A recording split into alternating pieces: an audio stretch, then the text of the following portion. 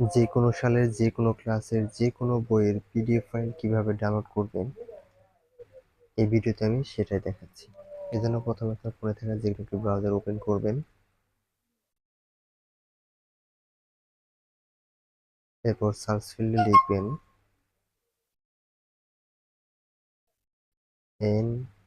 NCTB বুক, লিখে search করবেন। এরপর প্রথমেই একটি ওয়েবসাইট চলে আসবে, এই ওয়েবসাইটটিতে ক্লিক করবেন।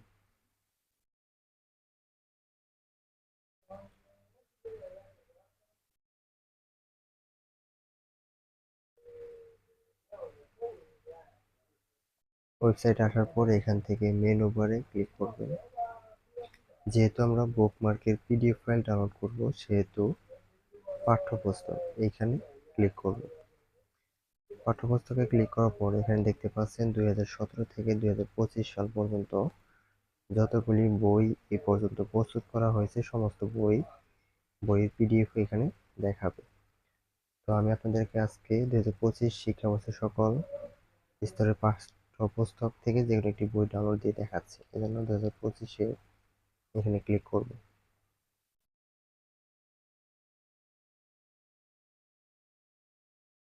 এরপর একটু স্ক্রল করে তারপরে এখানে দেখতে পাচ্ছেন প্রাক প্রাথমিক, মাধ্যমিক স্তর এবং উচ্চ মাধ্যমিক স্তর। তো আপনি প্রাইমারি স্কুল বা হাই স্কুল বা কলেজের যদি কোনো বই ডাউনলোড করতে চান তাহলে এখান থেকে আপনি সেটা সিলেক্ট করবেন। তো এখান থেকে আমি ক্লাস 10-এর মধ্যে যে বইগুলি আছে সেখান থেকে একটি ডাউনলোড করতে চাচ্ছি, এজন্য মাধ্যমিক স্তরে ক্লিক করব।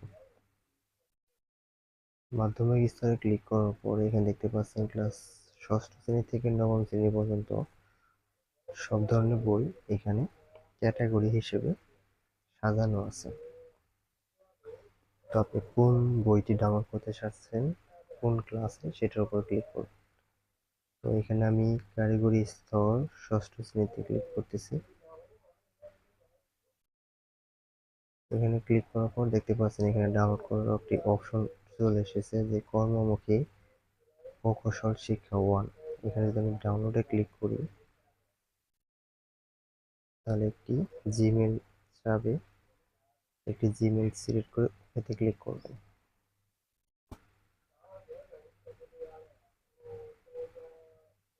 এরপর দেখতে পাচ্ছেন এখানে আপনার সেই বোর্ডটি অর্থাৎ সেই বইটি অলরেডি ডাউনলোড হয়ে গিয়েছে।